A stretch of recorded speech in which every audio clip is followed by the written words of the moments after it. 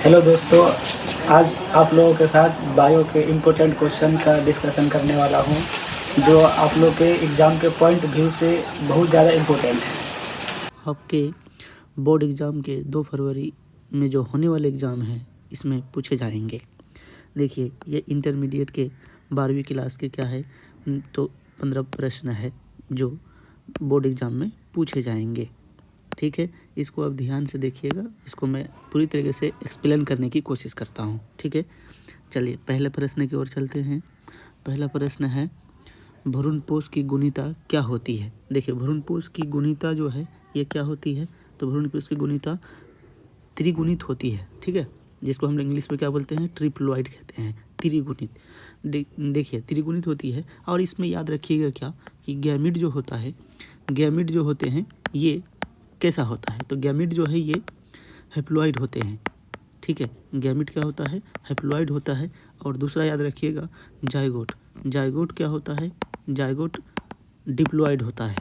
ठीक है, zygote diploid होता है। और ये भ्रूणपोष क्या होता है, तो त्रिगुणित होता है, ये याद रखिएगा। चलते अगला प्रश्न की ओर। देखिए, अगला प्रश्न है, कॉपर टी किसको रोकता है। देखिए, कॉपर टी किसको रोकता है, तो देखिए यहाँ देखिएगा, पहला ऑप्शन है निषेचन, दूसरा ऑप्शन है अंडोत्सर्ग, तीसरा है वीर्यपतन और चौथा ऑप्शन है आरोपण। तो इनमें से कौन सा ऑप्शन होगा, कॉपर टी किसको रोकता है। ठीक है, देखिए कॉपर टी जो है ये निषेचन को रोकता है। ठीक है, ये निषेचन को रोकता है, फर्टिलाइजेशन को। कॉपर टी जो है ये फीमेल में यूज होता है। देखिए ये क्या होता है यूज, ये फीमेल में यूज होता है। और फीमेल में क्या करते हैं, ये स्पर्म को ना, ये स्पर्म के सक्रियता को ये बिल्कुल असक्रियता कर देता है। ठीक है, एक्टिवनेस को इनएक्टिव में बदल देता है ना। इस तरह से क्या करता है, वो फर्टिलाइजेशन करने से स्पर्म को रोक देता है। इसीलिए हम क्या कहेंगे, ये निषेचन को रोकता है। ठीक है, अगला प्रश्न देखिए। अगला प्रश्न है, सर्टोली कोशिकाएं कहाँ पाई जाती है। सर्टोली कोशिकाएं कहाँ पाई जाती है। देखिए, सर्टोली कोशिकाएं ना ये आकृति में नहीं, इसमें नहीं होगा, विरिसन में, हाँ इस यूरिसन में पाया जाता है, अंडाशय में नहीं होता और अग्नाशय में भी नहीं होता। ठीक है, आंसर क्या हो जाएगा, बी नंबर विरिसन होगा। देखिए, मेल में टेस्टिस होता है। ठीक है, मेल में टेस्टिस होता है, इसी टेस्टिस के अंदर में क्या पाए जाते हैं, सर्टोली कोशिकाएं पाई जाती है। ठीक है, इसलिए आंसर नंबर बी होगा। ठीक है, अगला क्वेश्चन देखते हैं, डीएनए के पायरीमाइडिन में क्या पाया जाता है। डीएनए के पायरीमाइडिन में क्या पाया जाता है। ठीक है, देखिए पहला ऑप्शन है क्या है, thymine, adenine, cytosine, thymine, adenine, guanine, cytosine, uracil. ठीक है, देखिए यूरेसिल जो होता है ना, ये सिर्फ आरएनए में पाया जाता है। क्या होता है, ये आरएनए में होता है। ठीक है, डीएनए में नहीं होता। तो पहला ऑप्शन आपका गलत है, ये एक ऑप्शन गलत है आपका। दूसरा ऑप्शन देखिए, एडेनिन, गुआनिन। देखिए, एडेनिन और गुआनिन जो है ये प्यूरिन में होता है। डीएनए के क्या होता है, ये प्यूरिन में होता है। ठीक है, इसीलिए ये भी ऑप्शन नहीं होगा।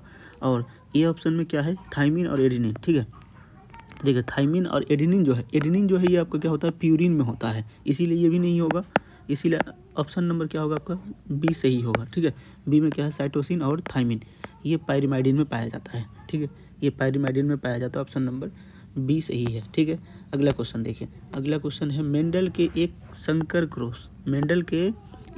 क्रॉस का फिनोटाइपिक अनुपात क्या है। ठीक है, यानी मेंडल के मोनोहाइब्रिड क्रॉस का रेशियो बताना आपको। ठीक है, कैसा वाला रेशियो बताना है, तो फिनोटाइपिक रेशियो बताना है। ठीक है, फिनोटाइपिक रेशियो क्या है, तो देखिए 1:2:1 है, एक क्या है 3:1 है, 9:3:3:1 है और 1:1 है। तो इनमें से कौन सा होगा, देखिए इनमें से ऑप्शन नंबर सही होगा। ठीक है, ये क्या होता है, मेंडल के एक संकर क्रॉस का फिनोटाइपिक रेशियो 3:1 होता है। ठीक है, अगला क्वेश्चन देखिए। अगला क्वेश्चन है, टर्नर सिंड्रोम में गुणसूत्र की संख्या कितनी होती है। ठीक है, टर्नर सिंड्रोम में गुणसूत्र की संख्या कितनी होती है, तो देखिए एक है 46, एक है 45, एक है 47 और एक है 48। इनमें से कौन सा होगा, देखिए इनमें से होगा बी नंबर। ठीक है, 45 होगा। तो देखिए टर्नर सिंड्रोम जो होता है ना, ये फीमेल में होते हैं। टर्नर सिंड्रोम ये किस में होते हैं, तो ये फीमेल में होते हैं। ठीक है, ये फीमेल में होते हैं। और फीमेल में क्या होता है, 44 ऑटोसोम्स होते हैं और इसके साथ में एक एक्स क्रोमोजोम होता है, दूसरा नहीं होता है इसके पास। यानी सेक्स क्रोमोजोम का जो है कि ये पेयर में नहीं रहता, एक कम रहता है। ठीक है, इस कंडीशन को हम लोग क्या बोलते हैं, टर्नर सिंड्रोम कहते हैं। ठीक, याद रखेंगे। अगला क्वेश्चन देखिए। अगला क्वेश्चन है, विडाल परीक्षण। ठीक है। विडाल परीक्षण किसकी पुष्टि के लिए किया जाता है? विडाल परीक्षण किसके पुष्टि के लिए किया जाता है? तो देखिए मलेरिया, टाइफाइड, एड्स, कैंसर किसके लिए होता है? तो देखिए विडाल टेस्ट जो होता है ये टाइफाइड के लिए किया जाता है, ठीक है, ये टाइफाइड के लिए किया जाता है, टाइफाइड के पुष्टि के लिए किया जाता है, इसीलिए ऑप्शन नंबर बी सही है। देखिए अगला प्रश्न है, प्रतिबंधन एंजाइम का उपयोग किस में होता है? प्रतिबंधन एंजाइम का उपयोग किस में होता है? डीएनए को काटने में, डीएनए को जोड़ने में, प्रोटीन संश्लेषण में, इनमें से कोई नहीं, क्या होगा? तो देखिए रेस्ट्रिक्शन एंजाइम का जो इस्तेमाल होता है ये डीएनए को काटने के लिए होता है, ठीक है, डीएनए को काटने के लिए क्या होता है? रेस्ट्रिक्शन एंजाइम होता है। तो चलिए अगला प्रश्न की ओर चलते हैं। अगला प्रश्न है, बायोगैस में मुख्य घटक क्या है? ठीक है, बायोगैस में मुख्य घटक क्या है? इसमें ऑप्शन ए में क्या है? ब्यूटेन, ऑप्शन बी में अमोनिया, ऑप्शन सी में है मीथेन और ऑप्शन डी में है एथेन, ठीक है, इनमें से कौन सा होगा? तो देखिए बायोगैस के मुख्य घटक में जो कि क्या होता है? मीथेन होता है, ठीक है, इसीलिए ऑप्शन नंबर सी सही होगा, ठीक है। मीथेन गैस जो होता है ना ये 50 से 70% करीब होता है, ठीक है, किसमें? तो बायोगैस में होता है। आगे CO2 जो है ये होते हैं इसमें 20 से 30% करीब होता है, ठीक है, फिर अन्य जो है गैस है वो कुछ परसेंट में मौजूद रहता है, ठीक है, इसीलिए ऑप्शन नंबर क्या हो जाएगा? सी सही हो जाएगा। अगला क्वेश्चन देखिए, अगला क्वेश्चन नंबर 10 में क्या कह रहा है? क्वेश्चन नंबर 10 में कह रहा है काजीरंगा राष्ट्रीय उद्यान, ठीक है, किसके लिए प्रसिद्ध है? काजीरंगा राष्ट्रीय उद्यान यानी काजीरंगा नेशनल पार्क किसके लिए फेमस है ये बताना आपको, ठीक है। ऑप्शन में क्या है? गेंडा के लिए, शेर के लिए, बाघ के लिए, पक्षी के लिए, किसके लिए फेमस है? तो देखिए काजीरंगा राष्ट्रीय उद्यान जो है ये गेंडा के लिए फेमस है, ठीक है, ये गेंडा के लिए फेमस है और ये कहाँ पे है? तो देखिए ये असम में है, ठीक है, ये असम में पड़ता है और ये गेंडा के लिए फेमस है, ठीक है। अगला क्वेश्चन देखिए, अगला क्वेश्चन देखते हैं। अगला क्वेश्चन है, विश्व पर्यावरण दिवस कब मनाया जाता है? 5 जून को, 5 जनवरी को, 5 जुलाई को, किसको मनाया जाता है? तो देखिए याद रखिएगा विश्व पर्यावरण दिवस जो है ये 5 जून को मनाया जाता है, ठीक है, ये 5 जून को मनाया जाता है।